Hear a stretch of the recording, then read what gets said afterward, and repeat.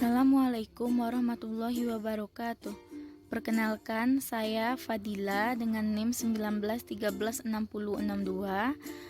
dari kelompok 4 akan mempresentasikan tentang geografi regional Eropa Utara.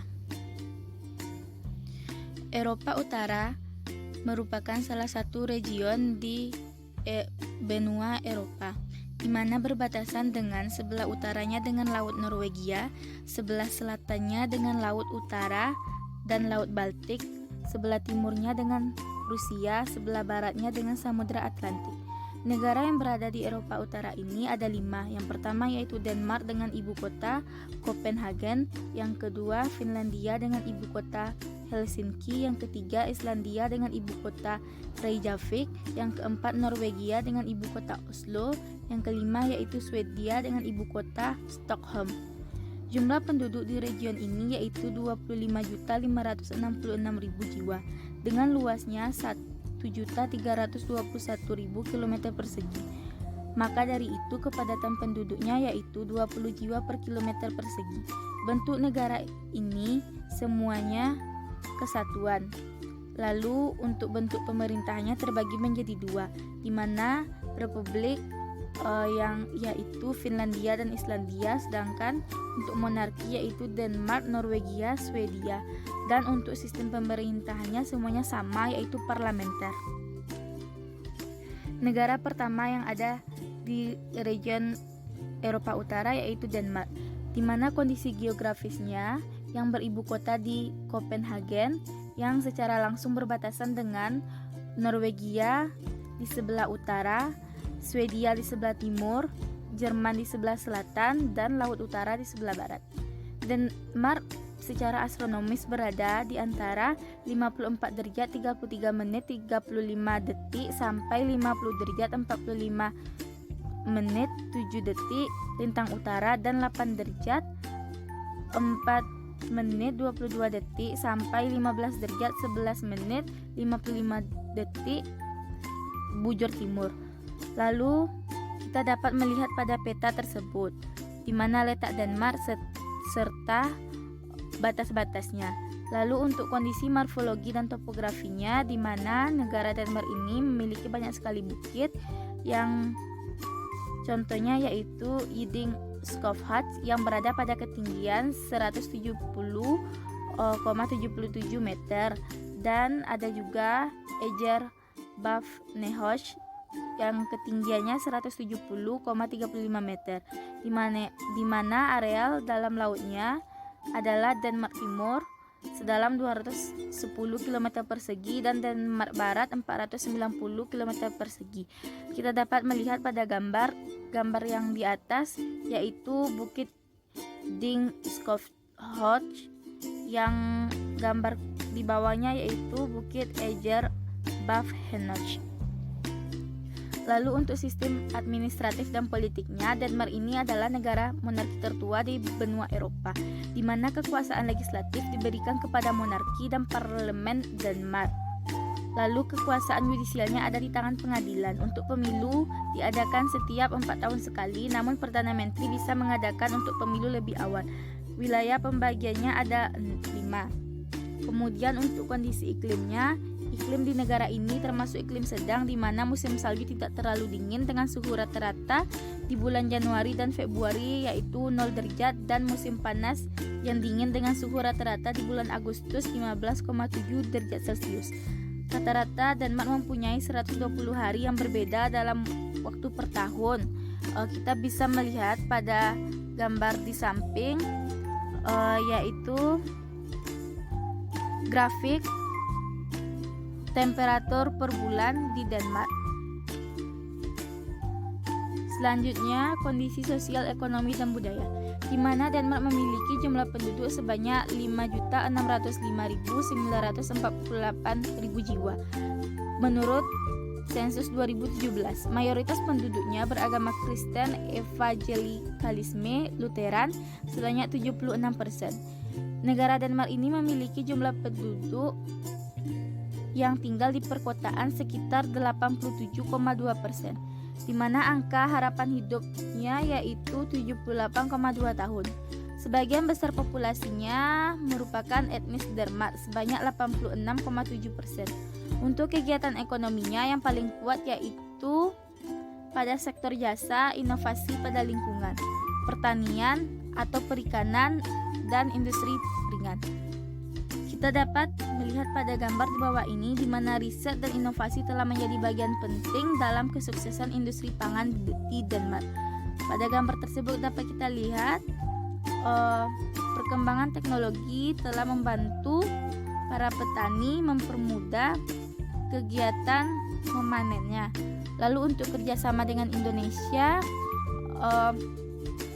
diadakan dalam hal pembelian kredit karbon, di mana Kedutaan Besar Denmark menyediakan fasilitas untuk pembangunan proyek CDM, yang mana Denmark menyediakan dana 160 juta dolar yang bisa digunakan untuk membeli CIR di berbagai proyek CDM yang ada di seluruh dunia. Kemudian saat baru-baru ini Bapak Jokowi dan Presiden Denmark sudah meningkatkan kerjasama di bidang lingkungan hidup. Yang kedua yaitu Finlandia, di mana kondisi geografinya secara astronomis terletak pada 60 derajat sampai 70 derajat lintang utara dan 20 derajat sampai 32 derajat bujur timur. Negara ini merupakan salah satu negara paling utara di bumi, di mana hanya Reykjavik yang lebih utara dari Helsinki, sebuah negara Nordik yang terletak di Eropa Utara serta anggota dari Uni Eropa. Finlandia memiliki perbatasan, yaitu batas sebelah utaranya ada Norwegia, batas sebelah selatannya ada Teluk Finlandia, batas sebelah baratnya ada Swedia dan Teluk Botania, serta batas sebelah timurnya adalah Rusia. Negara dengan ibu kota Helsinki ini memiliki topografi yang relatif lembut dengan dataran rendah, datar atau bergelombang, dan perbukitan rendah. Tanah ini juga dihiasi dengan banyak danau, lebih dari 60.000, dan titik tertinggi di negara ini yaitu Halti Atunturi di 4.357 kaki di atas permukaan laut. Pada gambar di samping, kita dapat melihat bagaimana gurat-guratan coklat menandakan topografi Finlandia relatif lembut berupa dataran rendah dan bergelombang. Kita tidak melihat banyak guratan-guratan terjal, namun kita bisa melihat topografinya berupa bergelombang.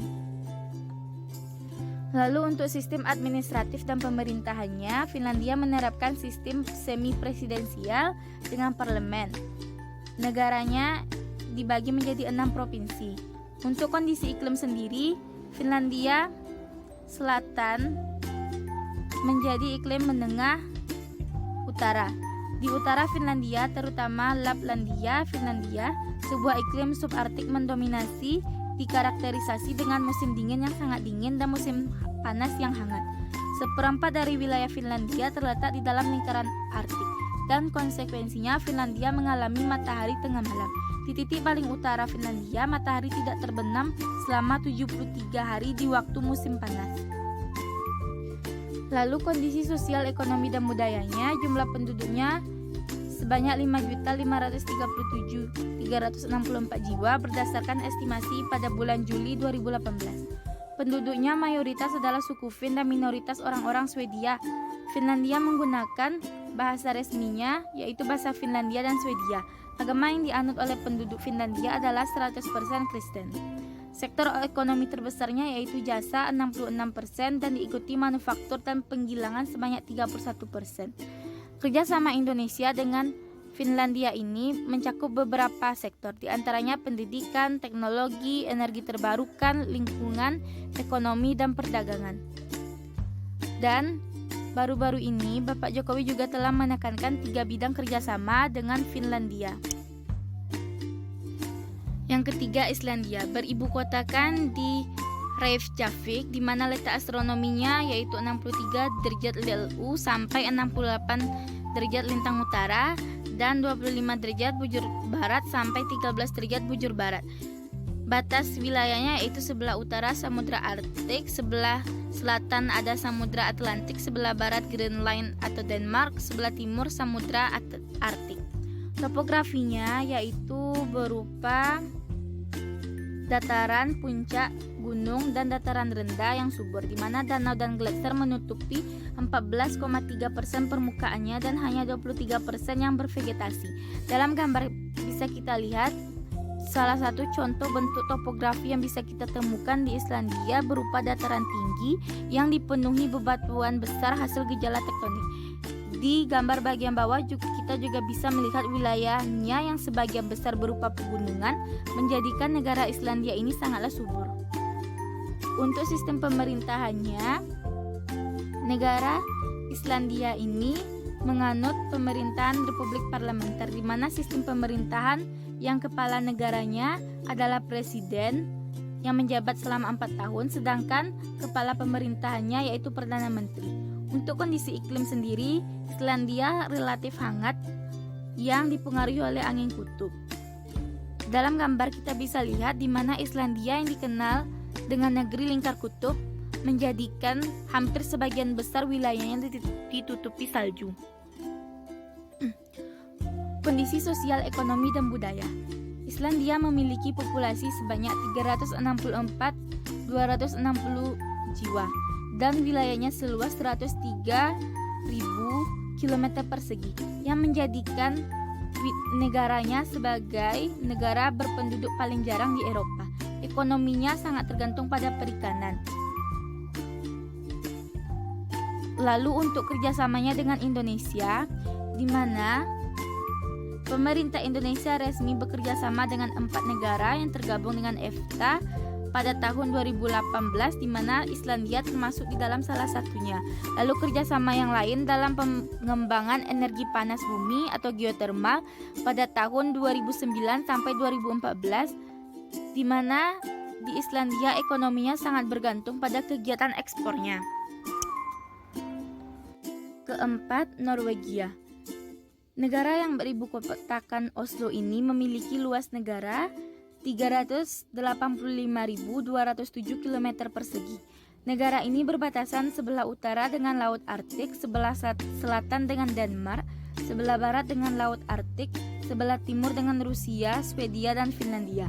Letak astronomisnya yaitu 50 derajat lintang utara sampai 81 derajat lintang utara dan 4 derajat bujur timur sampai 32 derajat bujur timur.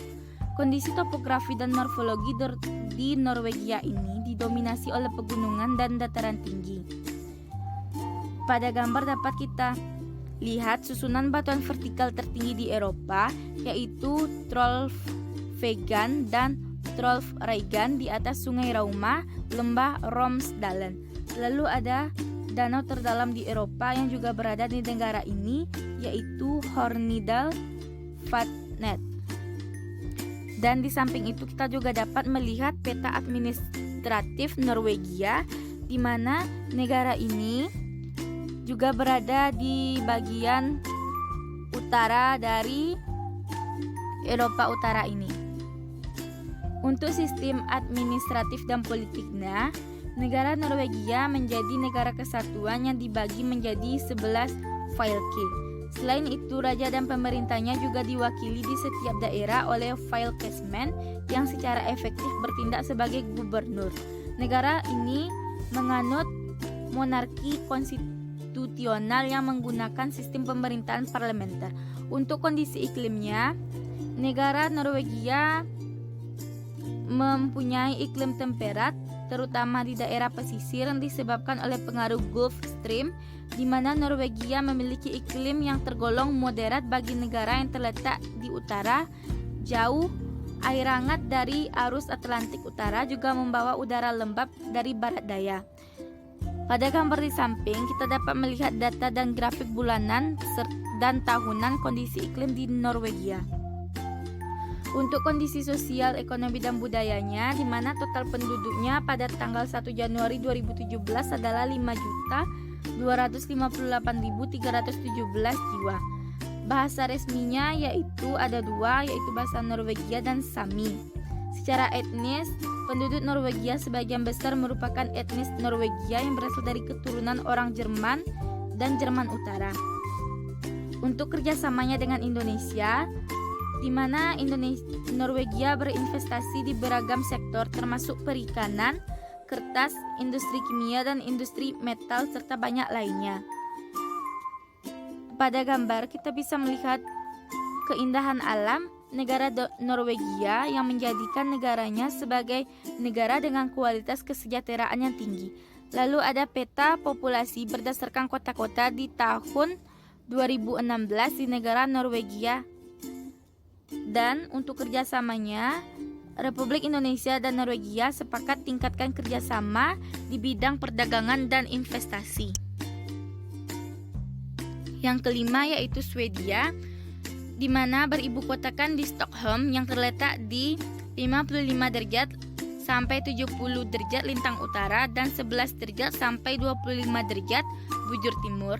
Swedia ini memiliki luas negara 450.295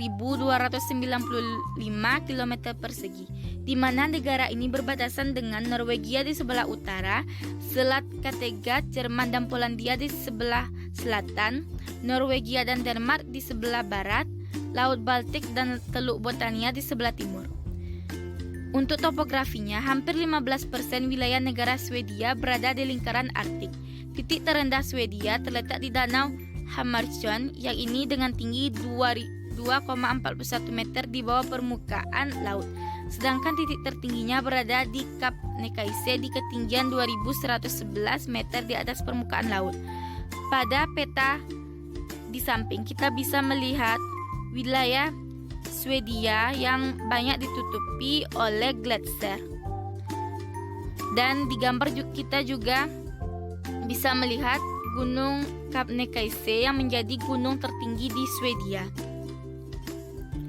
Untuk sistem pemerintahannya, Swedia menganut sistem pemerintahan monarki konstitusional parlementer, di mana sistem pemerintahan dan kepala negaranya adalah seorang raja, sedangkan kepala pemerintahannya adalah Perdana Menteri. Untuk kondisi iklim, di mana negara ini menjadi 3 jenis iklim, yaitu iklim laut di bagian selatan, iklim lembab pada bagian tengah, dan iklim subarktik yang berada pada bagian utara. Untuk suhu udara di Swedia sangat dipengaruhi oleh dataran Skandinavia. Pada gambar kita bisa melihat saat ini karena pemanasan global, gunung tertinggi di Swedia mengalami penyusutan karena mencairnya gletser yang menutupi puncak gunungnya.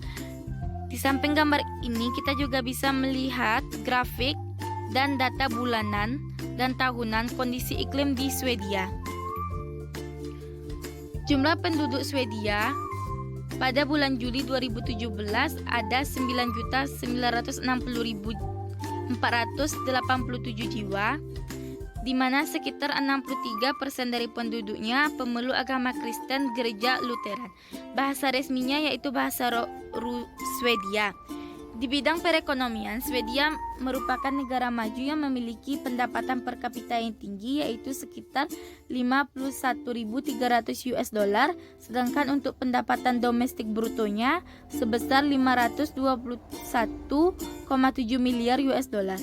Industri yang menjadi tulang punggungnya yaitu industri besi dan baja, peralatan presisi, dan banyak lainnya.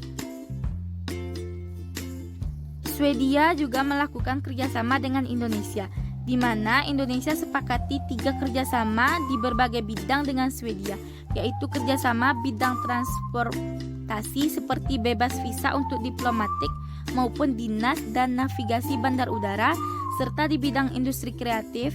Beberapa kerjasama juga ditandatangani secara terpisah, yaitu kerjasama di bidang inovasi, di bidang kewirausahaan, dan di bidang science park serta pembiayaan pendidikan.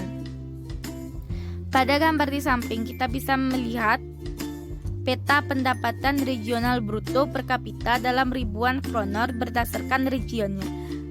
Lalu saat ini Indonesia dan Swedia juga menyepakati 3 kerjasama bilateral.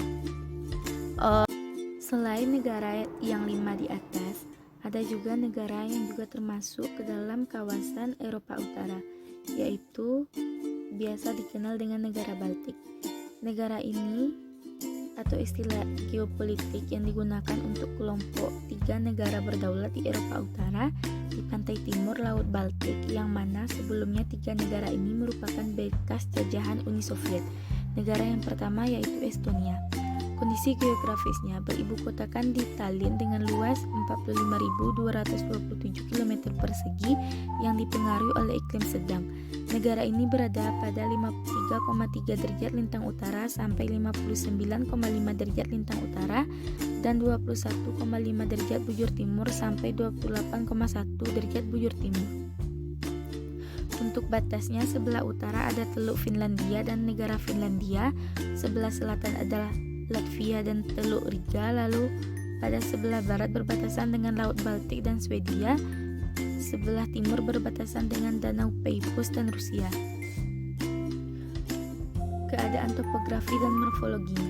Ketinggian rata-rata di negara ini pada bentang alamnya hanya 50 meter dan titik tertingginya adalah Suur Munamaki, yaitu setinggi 318 meter di tenggara. Ada 3.794 km garis pantai di berbagai teluk, selat, dan ceruk. Negara Estonia memiliki banyak fen dan rawa, sedangkan 50% wilayahnya adalah hutan dengan spesies pinus, cemara, dan beech. Pada gambar, kita bisa melihat bahwa wilayahnya yang hampir 50%-nya adalah hutan pinus, cemara, dan beech, menjadikan negara Estonia sering dikunjungi oleh wisatawan. Di peta kita bisa melihat negara Estonia ini berada pada bagian utara dari region Eropa.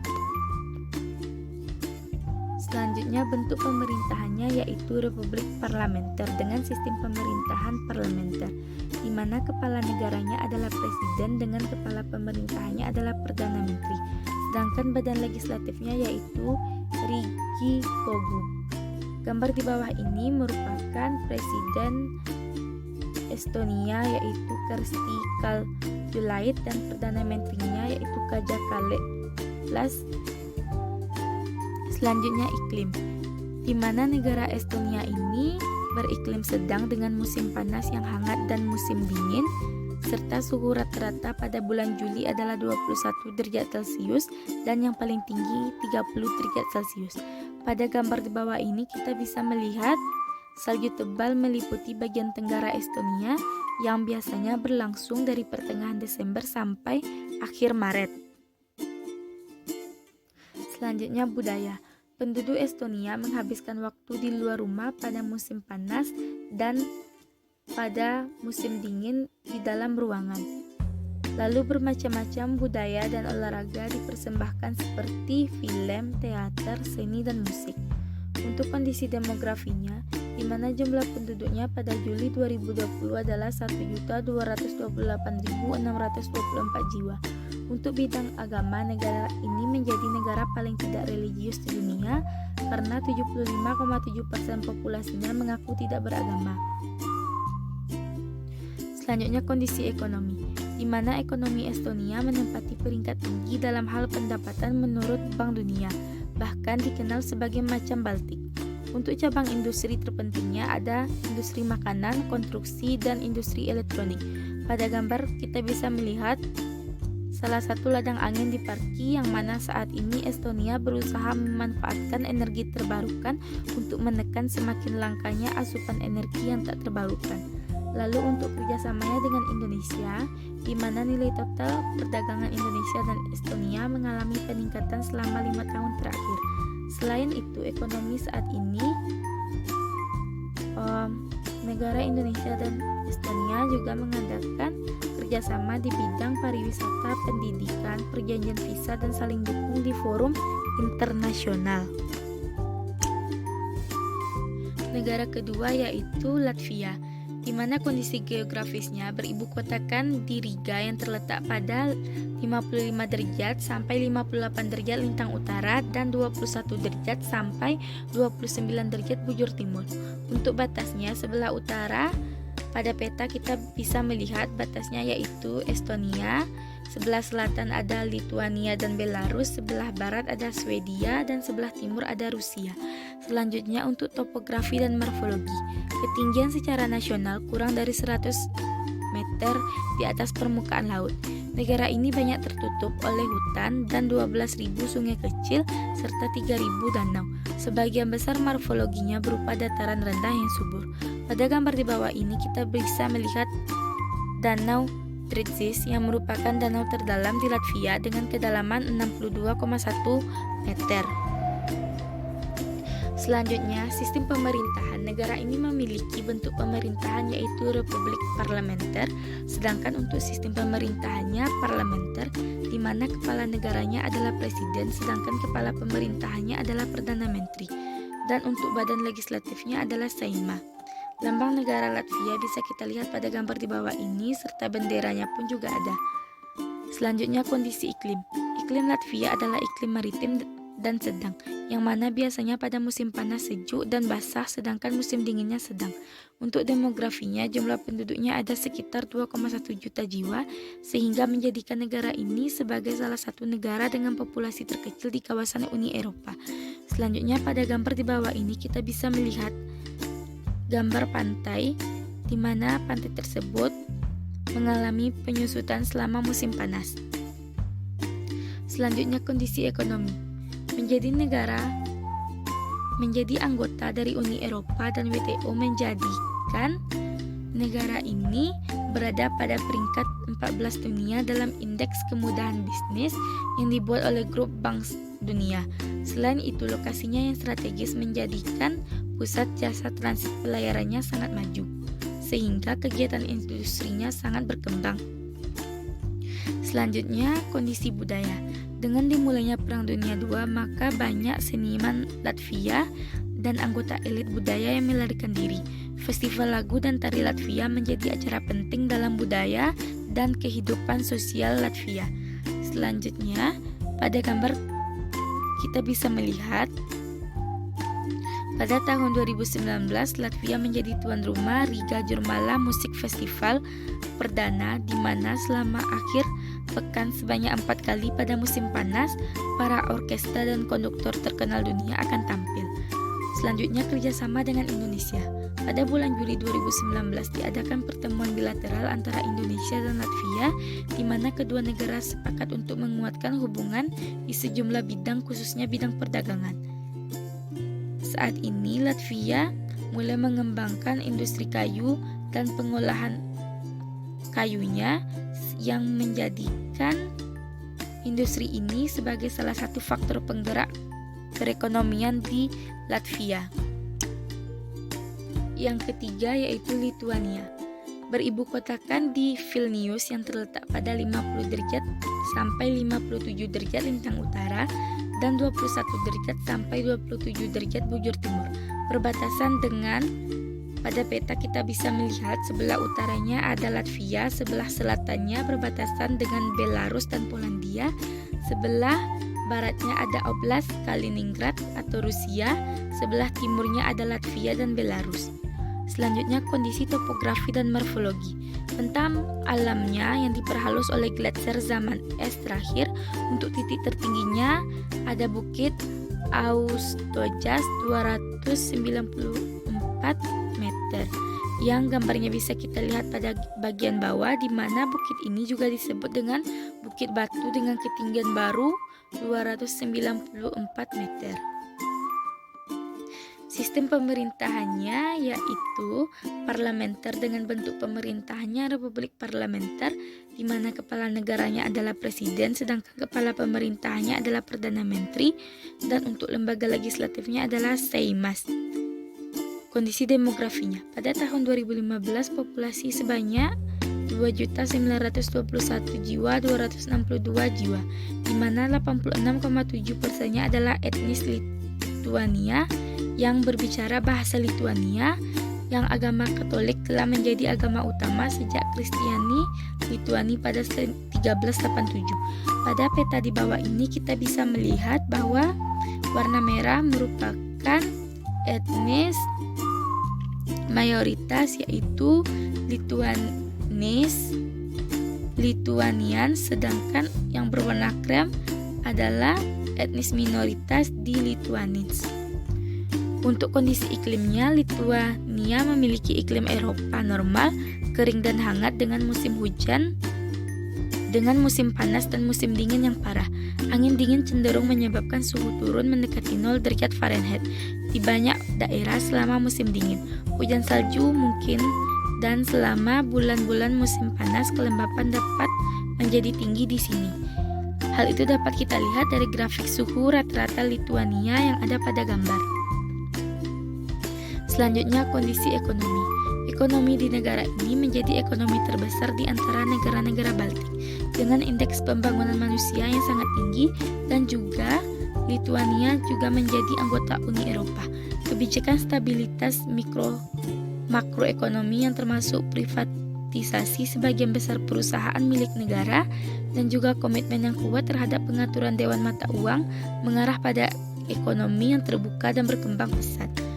Pada gambar kita bisa melihat jalan Gediminas yang berada di Vilnius selalu ramai dipadati penduduk lokal maupun wisatawan yang menandakan ada kegiatan ekonomi di jalan ini. Untuk kerjasamanya dengan Indonesia, di mana pemerintah Indonesia dan Lithuania menyepakati peningkatan kerjasama perdagangan dan investasi di masing-masing negara usai pertemuan Presiden Joko Widodo dan Presiden Lithuania yaitu Dalia Grybauskaitė di Istana Merdeka.